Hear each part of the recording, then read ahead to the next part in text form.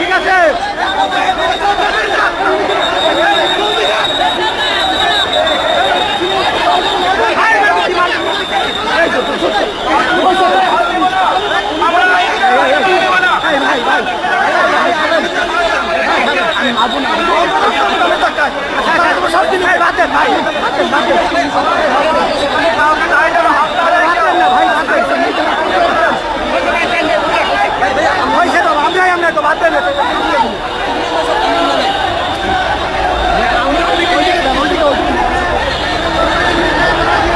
দালালি কম করো, একেবারে সাল একেবারে তুলে দেবো। দালালি কম করো, তাই চাকরি পাইছো না? হ্যাঁ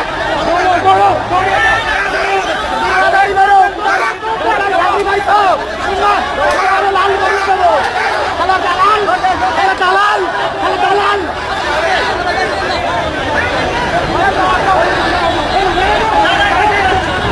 দালালি কম করে আপনি যাবো দালালি কম করে করো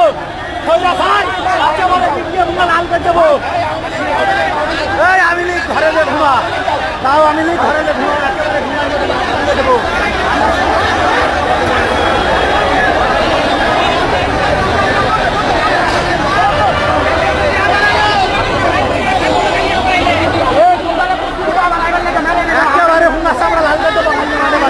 কালকে মাঠে বালি বুঙ্গার সামনে লাল করে দেবো করে দিলাম। একেবারে পুরো তুলে তুলে ছেড়ে দিল আজকে। কালকে মাঠে থাকি বুঙ্গার সামনে লাল করে দেবো। 3 মাস পরে আইবা, 3 মাস পরে একেবারে ভাই বাসায় গিয়ে ঘুমাবেন। কালকে মাঠে লাল করে দেবো করে দিলাম। ভাই দৌড়ান দৌড়ছেন দৌড়ে ভাই রাস্তি খালি করো খালি করলাম দ্রুত বাড়ি যান।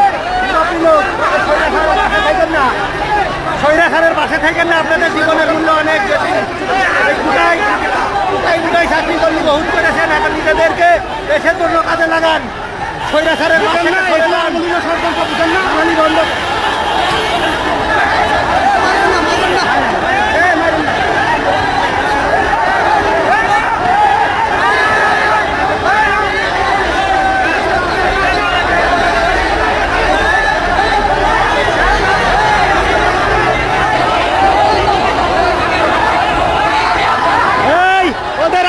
না, ওদের বাসায় যাইতে দে, ওদের বাসায় যাইতে দে।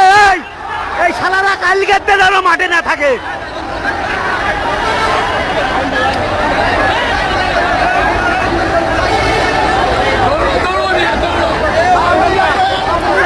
দালালি করলি পুমার সামরা লাল করে দেবো।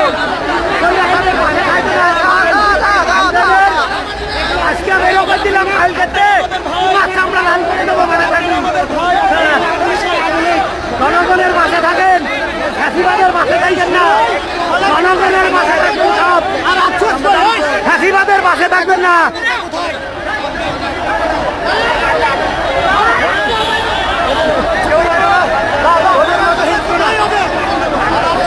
একেবারে কালকে মাঠে বাড়লে খবর আছে কিন্তু করে দিলাম।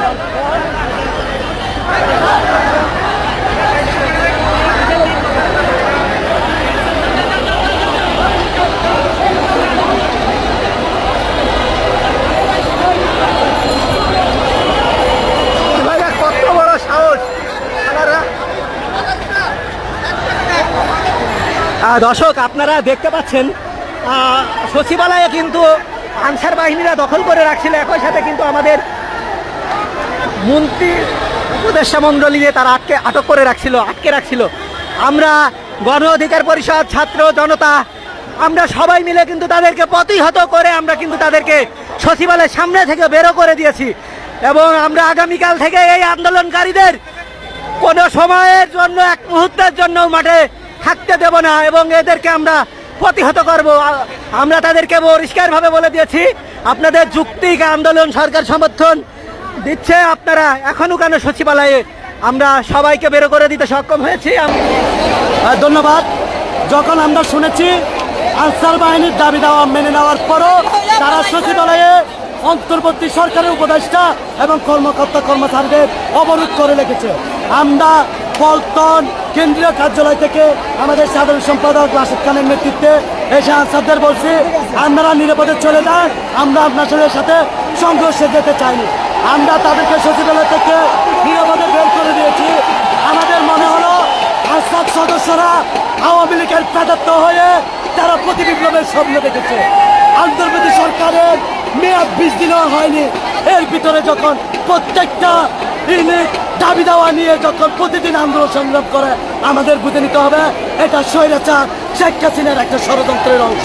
আমরা ছাত্র, যুব, শ্রমিক এবং ছাত্র জনতা বলতে চাই, এই গণপিটনের মাধ্যমে যে স্বৈরাচারের অবসান হয়েছে, স্বৈরাচার পালিয়ে গিয়েছে, সেই যদি প্রতি বিপ্লবের স্বপ্ন দেখে, সে যদি এদেশে রাজনীতি করার স্বপ্ন দেখে, তাহলে সেটা আমরা দুঃস্বপ্নে পরিণত করব।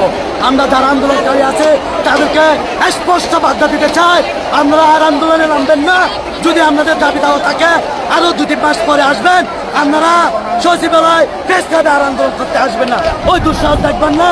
আপনাদের যদি কোনো সমস্যা থাকে, দাবি দেওয়া থাকে, আমরা 2-3 মাস পরে এসে প্রয়োজনে আপনাদের দাবি দেওয়া নিয়ে যারা কর্মকর্তা কর্মচারী আছে, দায়িত্বশীল আছে, কর্তৃপক্ষের সাথে কথা বলবেন। আর আন্দোলন সংগ্রাম করবেন না, আওয়ামী লীগ প্রতি বিপ্লবের স্বপ্ন দেখবেন না। যদি প্রতি বিপ্লবের স্বপ্ন দেখেন, আজকের মতো পরিস্থিতি করে আমরা কিন্তু ছেড়ে দিব।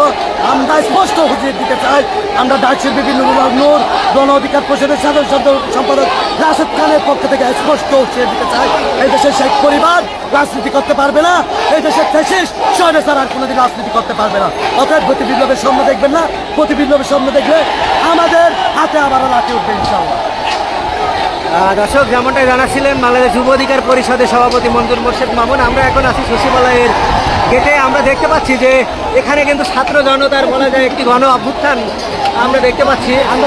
সচিবালয়ের মেন গেটে কিন্তু বিকাল থেকেই কিন্তু আনসার সদস্যরা অবস্থান করছিল, কিন্তু যখনই তারা সচিবালয়ের মধ্যে অন্তর্বর্তীকালীন সরকারের উপদেষ্টাদের তারা আটকে রাখে, তখনই কিন্তু ছাত্র জনতা এই খবর পাওয়া মাত্রই কিন্তু সাধারণ ছাত্র জনতা, রাজনৈতিক দলের নেতাকর্মীরা সকলেই কিন্তু সচিবালয় অভিমুখে এসে আনসারদেরকে ধাওয়া দেয় এবং এক পর্যায়ে কিন্তু আনসাররা পালিয়ে যায়। এখন কিন্তু পুরো সচিবালয় এলাকা কিন্তু ছাত্র জনতার দখলে রয়েছে। সরাসরি আপনাদেরকে দেখাচ্ছি, যারা লাইভটি দেখছেন সবাই লাইভটি শেয়ার করে দিবেন।